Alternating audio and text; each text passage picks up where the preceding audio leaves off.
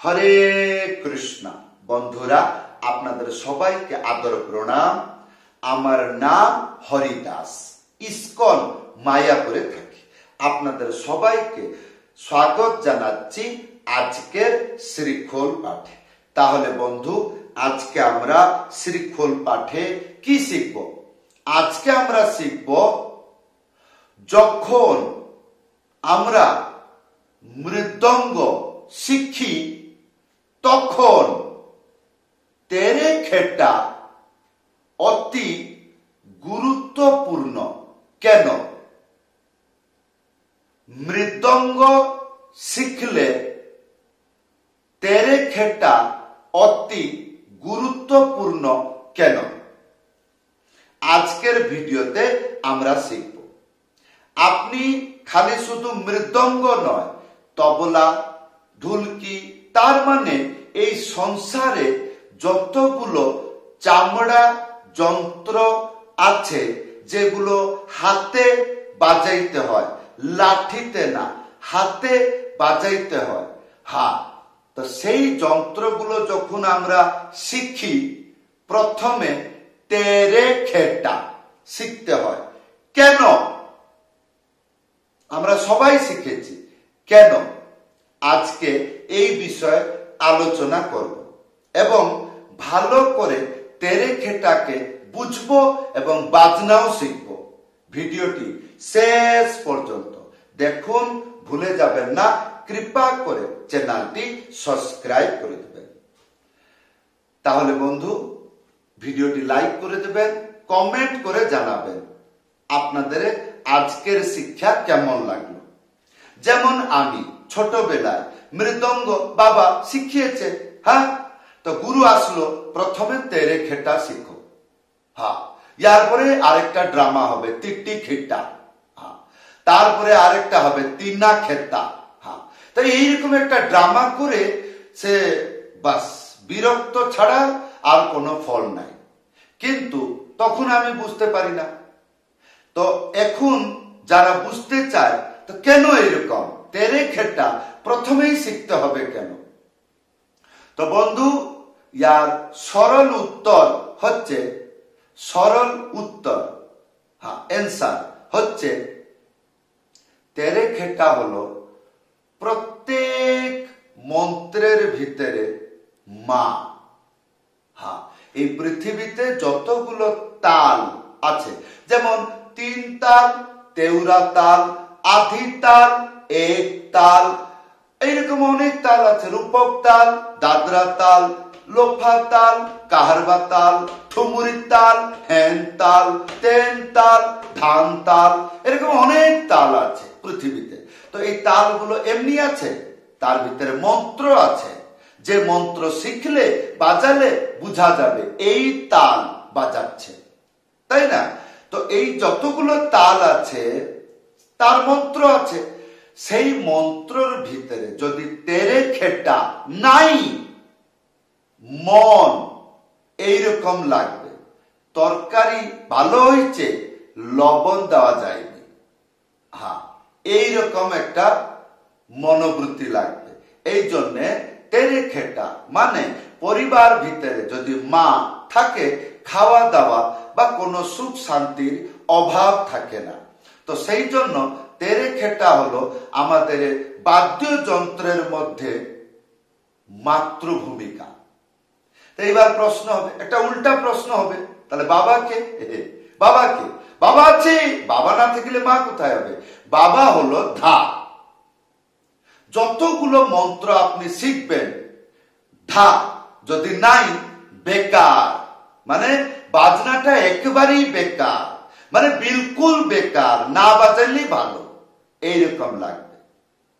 পিতা বিনা কোনো লীলাই নাই, সব শেষ। পিতা আছে তো যে কোনো খেলনা আছে, সব কিছু আছে। পিতা নাই তো গেল সব কথা। তো পিতা মানে ধা। হ্যাঁ, এই ধা সবসময় বড় অক্ষর ব্যবহার হয়। ধা মন্ত্রের মধ্যে যে কোনো জায়গাতে আপনি যদি ধা এইরকম শব্দ পেয়ে যান, শিখেন, তাহলে জ্ঞান রাখতে হবে এই সংসারের মধ্যে কেবল একটাই শব্দ আছে, যখন তখন যেমন তেমন, যে কোনো অবস্থায়, যে কোনো পরিস্থিতিতে, যে কোনো জায়গাতে যদি উচ্চারণ করেন ধা, সবসময় বড় হয়ে থাকবে, ক্যাপিটাল, যেটা ইংলিশে আমরা বলি। হ্যাঁ, মনে রাখবেন এই যে ধা, এই শব্দটা খালি বাদ্যের মধ্যে নয়, যে কোনো মধ্যে খালি ধা উচ্চারণ মাত্রেই পিতা দুটো হাতে বাজাইতে হয়। হ্যাঁ, একটা আঙ্গুলি মাঝখানে উড়িয়ে ভটাস করে একসাথে বাজাইতে হয়, প্রেম সহিত এইরকম করে ঝেড়ে দিতে হয়। এইটাকে বলে ধা, এইটা মানে পিতা, আর তেরেখেটা হলো মাতা। তা আমরা যখন আমরা প্রথম অবস্থায় মৃদঙ্গ শিখি, তেরেখেটা আমরা একটা কাজের মতন মনে করে বা শিখবো এইরকম একটা মনে করে, হি হি হি হি হি হু হু হু, এইরকম এইরকম করে আমরা শিখেছি। কেন? আমরা ঠিক মতন বুঝতে চাই না। আমি এই যে জিনিসগুলো যার কাছে শিখবো, আমি তো পূর্বে জানি না, তাহলে সেই লোকটা যে বলছে যে এইরকম করে শিখলে আগে গিয়ে এইরকম হয়ে যাবে, তাহলে আমরা ওই জিনিসটা ধ্যান দেই না। এই জিনিসটা বাজাইতে হবে কেমন করে, সেইটা আমরা ধ্যান দিয়ে নিজেকে নিজে আমরা কি করি, একবার মারামারি, মানে মারামারি এইরকম একটা লড়াই হয়ে যায়, মন বিরক্ত হয়ে যায়, হ্যাঁ দেখবো, হ্যাঁ পরে করবো, হ্যাঁ একটু পরে বাজাবো, এইরকম একটা মনোবৃত্তি হয় কেবল ছোট্ট কার্যের জন্য। কি ভালো করে দেখবেন, যেমন আজকে আপনাদেরকে আমি শিক্ষা দিব তেরেখেটা। তেরেখেটা জানা আছে, বাই হাত কা খেল হয়ে যাবে, তো কথায় এটা বলা যায়, কিন্তু কিছু রহস্য আছে। তাহলে আসুন, আমাকে ভগবান যতটুকু বুদ্ধি দিয়েছে সেইগুলো আপনার কাছে শেয়ার করুন।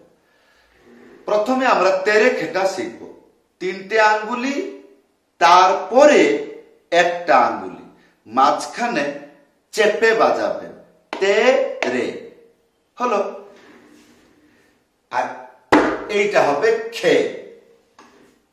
তিনটে আঙ্গুলি মাঝখানে চেপে বাজাবেন, এইটা হবে টা, তার মানে তেরে খেটা হলো।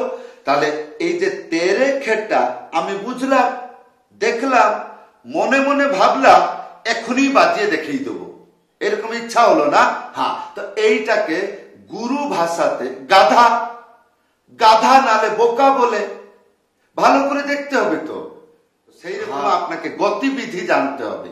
এই প্রত্যেক শব্দ হঠাৎ করে পেয়ে গেলাম এইরকম না, সরল বাংলাতে এইরকম বলবেন, 1 2 3 4, 1 2 3 4, তে রে খে টা।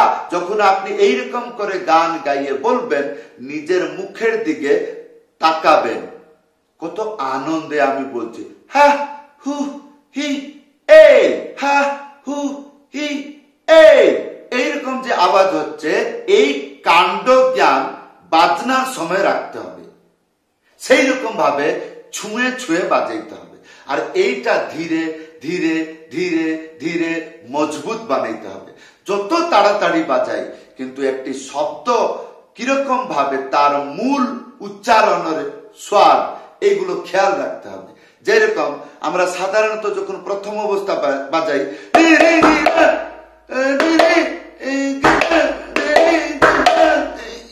এইরকম করে হয়ে যায়, নাহলে এইরকম করে হয়ে যায়, এরকম হয়ে যায়, জানি না কেন, জানি না, ভালো করে দেখি না, তেরেখেটা আমার তো হয়ে যাবে, এইরকম ভালো করে দেখতে হবে।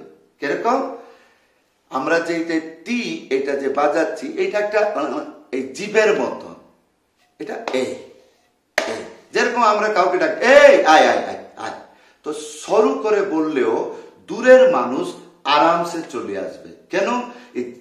পুরো স্পষ্ট ভাবে বুঝাচ্ছে। তো এই জিনিসটা এইরকম করে ব্যবহার করতে হবে।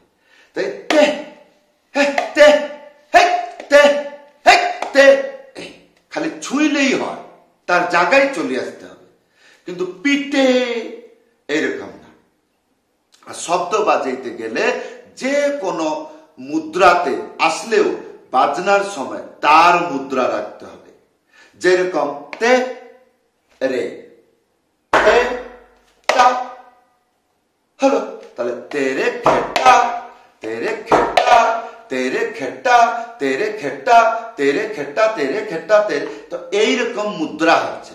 তো এইগুলো ভালো করে জানতে হবে। তেরে খেটা, তাহলে আমি কি এইরকম করে পিটছি না, আঙ্গুলিগুলো দেখুন, তেরে খেটা তেরে খেটা। যখন পরিপক্ক হয়ে যাবে তখন এইরকম করে আঙ্গুলি বাজবে। কিরকম? তেরে খেটা তেরে খেটা, তাকো তাকো তেরে খেটা, তাকো তাকো তেরে খেটা, তেরে খেটা তাকো তেরে খেটা, তাকো তেরে খেটা তাকো। হ্যাঁ, যেরকম চিন্তা চিন্তা, এই যে এত গতিতে কেন কি করে বাজছে,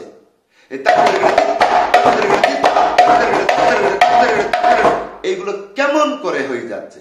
এগুলো কি অভ্যাস করতে হয়? না। তাহলে এটা অটোমেটিক হয় না, ইয়ার ভাব জানতে হয় কেমন করে এই কার্যটি করা হচ্ছে। যেমন আমি এখন ছোট্ট বুদ্ধি অনুসারে তেরে খেটা বাজাচ্ছি, এই জন্য এইরকম করে বাজাচ্ছি। যখন একটু অলসতা হয়ে যাব, রোমান্টিক হয়ে যাব, ভোলা হয়ে যাব, তখন এইরকম বাজাবো। যখন চমৎকার দেখাবো, উচ্চারণ করব, তখন একটু ছটপটা করে বাজাবো। তো এইরকম বাড়িতে বসে শিখে নিতে হয়। যখন শিখবেন অটোমেটিক হাত আপনাকে হেল্প করবে। মাঝে মাঝে যেরকম তাকো তাকো, এই যে চারটে আঙ্গুলি, এটা তা হয়ে যাচ্ছে, তা হয়ে যাচ্ছে, কিন্তু আমি বারবার শিখাই একটা আঙ্গুলি উড়িয়ে বাজালে তা হয়। এই তা হয় কিন্তু একটু ছোট্ট আওয়াজ হয়, চারটে আঙ্গুলি পিটে বাজালে একটু বড় আওয়াজ হয়। বাস এইরকম করে ব্রেন দিয়ে বুঝে নিবেন। হ্যাঁ,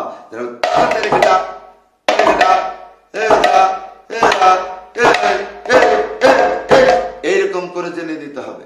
হ্যাঁ, ইয়ার পরবর্তীতে শিক্ষা দিব এই তেরে খেটার পরে এই তিকিতাকো, তিকিতা তিকিতা, তাকিতা তাকিতা, টিকটিকিতা, এইসব কিরকম হয় আর এইগুলো কেন গুরুত্বপূর্ণ আগের ক্লাসে আমরা চেষ্টা করব আলোচনা করতে। তো বন্ধু, যতই বড় বাদক হন, তা আপনার যে তেরে খেটার যে পারফর্মার, এইগুলো সুন্দরতা আনতে হবে। এই তেরে খেটায় চারটি অক্ষর মাধ্যমে আপনি সারা বিশ্বের যত সঙ্গীতময় সব কাণ্ড জ্ঞান আপনি আপ হয়ে যায়। এই তেরে খেটার উচ্চারণ, তেরে খেটার ছটপটা, মনের বৃত্তি নিয়ে তেরে খেটাও বাজতে পারবে। হ্যাঁ, তো এইরকম ঘরে বসে একটু বদমাশি ভাব করে, একটু চঞ্চলতা, চগলামি, নটি ভাব করে, মাঝে মাঝে গানের মতন তেরে খেটাকে বলবেন, চেষ্টা করবেন এইরকম করে আমি বাজাইতে পারছি। যেরকম এইরকম, যেরকম হাত ঘুরছে ঘুরুক, কিন্তু আপনি ভাব দিয়ে বুঝবেন, কান দিয়ে বুঝবেন, আমার জিনিসটা ভাবের মতন আছে তো, তাহলে মনে আনন্দ থাকবে। সেরকম গানেতে বাজিয়ে দেবেন, তাহলে আর পরিশ্রম অনেক কম হবে, বুঝা বেশি হয়ে যাবে। তাহলে বন্ধু, এই ছিল আজকের মৃদঙ্গ শিক্ষা। কেমন লাগলো ভিডিওতে কমেন্ট করে জানাবেন। সবাইকে ধন্যবাদ, প্রণাম, হরে কৃষ্ণ।